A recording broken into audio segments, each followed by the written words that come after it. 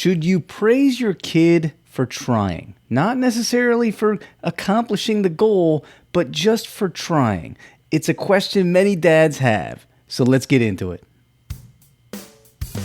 If you think being a dad is filled with rewards, challenges, or headaches, and you keep pushing forward because you know this is the most important job you're ever going to do, you're in the right place. Welcome to the Dad's All In podcast.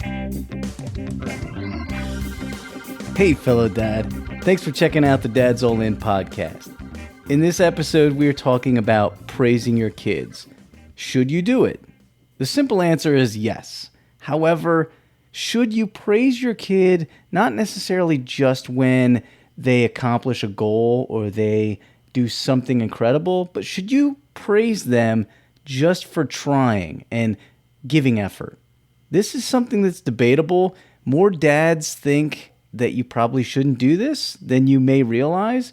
And I'm going to get into the ins and outs of this, not just from experience with my kids, but also experiences that I've had working in classrooms and on the athletic fields.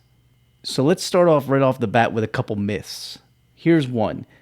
If you praise a kid too much, you're going to make their egos get inflated. And then you're going to have all kinds of other issues like attitudes, and they're just not going to be relatable, or their head's going to get in the clouds. They're going to be arrogant. All these kinds of ideas around becoming egomaniacs.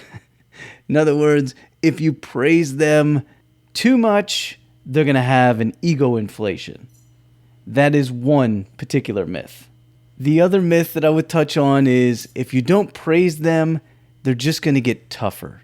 And you want them to be able to accomplish the goal without needing a pat on the back, because they don't need it. They're going to do it because they know it's right. It's the thing to do. So I'm going to pause there after those two myths, and I'm going to share with you, kids are different today. I said this in the very first episode we recorded. Kids are a bit different. And when I say today, I don't just mean like right now. I mean over the last decade, maybe even further back. Was there a time when kids would just take the trash out, unprompted, not looking for a pat on the back? Yeah. Are there kids who do that now? Yes. Probably less now than years in the past. And a lot of people will tell you there's so many distractions. They have got all the devices. We've got social media. We've got all these things. They got video games. All these things, they're just never putting enough effort into whatever it is they need to do. And I want them to get to the goal without needing praise or somebody patting them on the back. The first question I'm going to ask you is this. Do you enjoy doing jobs without anybody giving you any kind of feedback at all? In other words, think of something you do at your job. Are you just good with, hey, they leave me alone and nobody tells me this is right or this was wrong or I don't get any kind of feedback? A lot of people will say, I prefer to have some kind of feedback to know how I'm doing, right? Not everyone, which leads me to my next point. The answer to all these myths, and actually everything we're going to talk about today, isn't necessarily just yes. In today's modern society, we want absolutes. We want a yes or a no. We want something definitive. But actually, most of the answers and a wide variety of things when it comes to parenting is not always yes or no. It usually lives in the middle somewhere. And you want to know what the number one reason for that is? Your kid has an individual brain. And when I say that, maybe you have multiple kids. You probably are well aware they don't tick the exact same way. Goodness, I've got twins. They do not tick the same way. And so what I'm getting at is you may have a kid who will do whatever it is that they need to do, and you might not need to praise them, and they go up, they put their nose to the grind, and they keep on working. And by the way, if you have one of those, newsflash, that's rare. That is rare. That especially in modern society, that doesn't happen as often. And I speak from experience on the athletic fields, in the classrooms, yes, with my 3 kids, but way beyond, with working with a whole lot more kids. Even now, as I work with college kids, I can say the same thing. The vast majority of kids do need not just praise when they accomplish the goal, They need something spurring them along. Yes, you'll feel like a cheerleader sometimes, but this falls into the category of something that's super important that I talked about in the very first episode, and it's that we've got to be supportive. And a part of being supportive is encouraging our kids. Some kids need more praise than others. That's a definitive true statement. However, every kid benefits from praise. And when I say praise, I don't necessarily mean just when they accomplish the goal. And I'm going to give you an example in just a second to try to give you some clarity about the importance of this. But before I get into that, I'm going to start here and remind you we really have an epidemic. There are so many kids who struggle with confidence.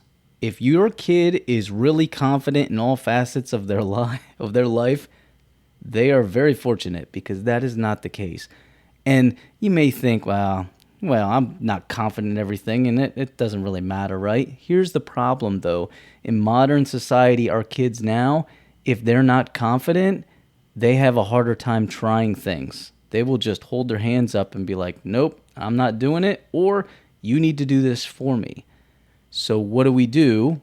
Many times in education, in coaching, in mentoring, we try to find a balance between helping them, praising them. And when I say praise, that could be, I love the way you're doing this, keep going, you're doing a great job. It could be a high five, it could be a fist bump. Any kind of what we would call reinforcement that keeps them going, but it also reinforces that they're in the right direction. And they need it for the effort. They need it to keep pushing along. And then eventually you can fade some of that away. But if they're trying something brand new especially, they might need a whole lot more praise. And if you think confidence is something that's not that big of a deal, I'm going to give you this one example. So I coached soccer, high school soccer, for many years. And that was both boys and girls, because in the state that I'm in, Delaware, we have a split where the boys play in the fall and the girls play in the spring. And I did that for many years. And at one point, I was actually considering becoming a college coach. I'll probably talk about this more like down the line, but I checked my priorities and realized I don't think I want to coach in the college level, not because I didn't want to. I desperately wanted to, but because I was afraid of what that would do to my family. Because college coaches, their lifestyles are just a different level. So I never got to that point, but I did coach high school soccer for about 13 years. And some of those years I was coaching girls soccer, and both programs, we had tremendous success. We were vying for conference championships. We were playing for state championships. Although I never got one of those, we came close. And when I look back at all my years coaching, whether it be working with kinder kickers, which was a different beast altogether, but definitely my time spent in the high school level, I think of one player who was just unbelievable. And she had talent like I had never seen a young lady have.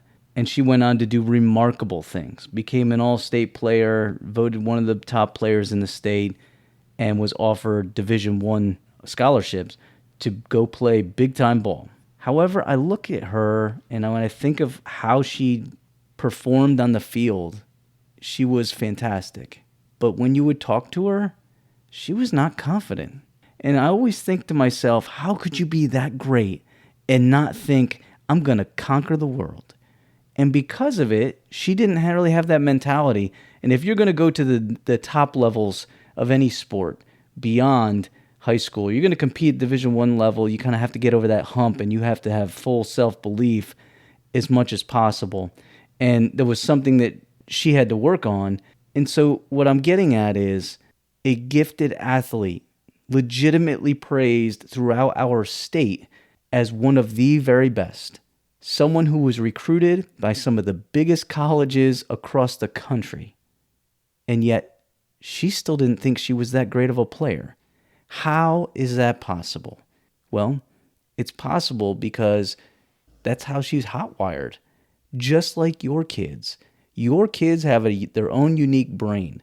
Some of them may feel more confident in certain things, and some of them are going to need a whole lot more building up if you want them to get from point A to point B. There are a lot of kids who you can't just say, work harder, work harder, work harder, without reinforcing them, without encouraging them. And again, it is a myth. Dads think a lot of the times, I just want them to do this because it's the right thing to do. And they need to get out and they need to work on this constantly. But there's some kids, actually the majority of kids, who benefit from you praising them, spurring them on, cheering them on, high fives, fist bumps, forearm shivers in a positive way, obviously. All those things can be helpful. And I'm going to give you one main example of how I experienced this. This is also an athletic story, but it's not any players that I coached. It's actually a story of my daughter when she was about 7 years old. She decided she wanted to play volleyball. So there was a small league in town, and we signed her up, and we did a few things where we tried to get her to, learn some skills, like basically some sessions, summer camp sessions or whatever, try to get some basic skills to get her ready. And so she started the season, and they took all the players that had signed up. Now, mind you, this is not like, think more like recreational, right? It was competitive, yes, but we're not trying to conquer the world here. These are 7 and 8-year-old girls all trying to learn the game for the most part. However, some of them did have experiences. Some of them had been on teams previously. Some of them maybe competed in their club teams and so forth. So there were some girls who were a bit more talented, and you could just tell. And so what they did from the jump was they had all the girls out, and they evaluated all their skills. And then they split them into groups, into teams, to try to split everything as evenly as possible. However, there was one group that you could just look at, and you kind of just felt sorry for them. They were smaller. They were younger. You could just see it in them. I never had visual confirmation. I wasn't reading the checklist of here's the roster of this one team. This girl is 4'7" and this girl's is, only 6 years old. I didn't have that, but just physically you could look at them compared to the others. And I thought, wow, that poor team doesn't seem to have some of the other players. I'm not sure what happened there when they were picking the teams. And it just so happened that they practiced the same exact night as my daughter did. So they would take the big court and split it into two and basically halves. And one team would practice on one side, the other team would practice on the other side. So that meant that I got to watch that team every single week. And I remember the very first practice. As I was sitting there watching my daughter, I wasn't 100% focused on the other team, but I did think it was interesting. They were petrified. All of these girls were petrified of the ball. The ball would come over, and they would rather run away than they would go for the ball. My daughter was on a team. There were quite a few girls who already knew how to play a bit, and they were definitely more aggressive. And it just so happened, the very first game of the season, we played that team. And my daughter's team pretty much blew their doors off, beat them in straight sets, I believe, if I remember correctly. And it wasn't close. But what was amazing? Because those coaches and eventually those parents understood something, they were able to completely flip the script with that team. And they went from a team that looked like the youngest and the most scared of the ball to a team that was ultra competitive and had a ton of success. The reason? Well, it stemmed from their coaching staff. They had a couple coaches who were willing to just praise the kids, not for winning games, but praising them for trying. You had players just putting a hand out to hit a ball, and everybody would start cheering. And you see, this is what happens when you build up kids as opposed to just expect that they're going to get from point A to point B. When you build them up, their confidence comes too. And with that team, eventually, when I say eventually, I mean over the course of a couple weeks, they had girls diving on the floor because the whole team now was cheering them on. Parents were cheering on their daughters on the court, and they were just encouraging them. And even when they weren't successful, getting the ball over the net, even when their serve went awry, they would still understand that they were going to reinforce the effort. What was amazing, almost like a Disney movie, that team that my daughter's team pretty much blew the doors off of, they faced them in the championship game, and the tables got turned. And that group of girls who were the shortest and also they looked like the youngest, they went on to win the whole thing. And it's because over the course of a couple months, they built the chemistry and built the confidence because they praised the effort. They praised the fact that those girls were trying. And I know that some of you dads out there are thinking, well, that's girls. I'm talking about my son. We can't do this for my son. He doesn't need that. I'm telling you, boys need it too. I cannot tell you how many. It didn't matter if I was working with elementary school boys or if I was working with high school boys. I cannot tell you how many of them needed that kind of reinforcement to get them over the hump. It might not be ultra important to you as a grown man because maybe you're self-motivated now, but when you're not and you're a young kid who's scared of trying things, we have to evolve. And that means we've got to praise them for the effort. High fives, fist bumps, job well done. Not just, hey, you met the goal, I'll cheer for you now. It is the process. A lot of being a dad, being the best dad you can be, is consistency. It's not just showing up at the end of the championship game and saying, okay, you won a championship, now I'll tell you a good job, son. Now I'll tell you I'm proud of you. I hope that's not how you're reacting to your kids. Instead, I hope it's you're praising them for the effort along the way. So my overall message today is this. Kids need to be praised. Kids need that feedback. They need to know when they're on the right track. They need to be able to try. And to get them over the hump, they have to lose this fear of failure. They have to have a confidence boost in order to get them over the hump. Maybe you didn't have it that way when you were a kid. Maybe you would just try things and you'd be like, you know what, I don't care if I fail or not. That's fine by me. But I'm telling you, the majority of kids nowadays, they need that. And it doesn't matter if they're 5 and it doesn't matter if they're 15. They need that reassurance. They need you to encourage them. It is super important. I hope you got something out of this conversation today. If you agree, disagree, whatever, I am all good with it. I would love to hear from you either way. So shoot me an email at dadsallinpodcast@gmail.com. Let me know your thoughts. And please, if you've got questions that you want me to focus on in this particular podcast, or even on the Dads All In podcast YouTube channel, let me know. I would love for that to be the focus as we move forward. Thanks for listening. Get out there and support your kids, dads. They need it. Help them get over the hump. Help them reach their goals by praising their effort as they go along. Just keep shooting for the moon and trying to be a dad who's all in. Talk to you soon. Thanks for sticking around. If you got any questions you want answered on the show, or you just want some feedback or want to share some ideas, shoot me an email, dadsallinpodcast@gmail.com, or send me a DM on any of the socials @rechargedfamily. Thanks for listening.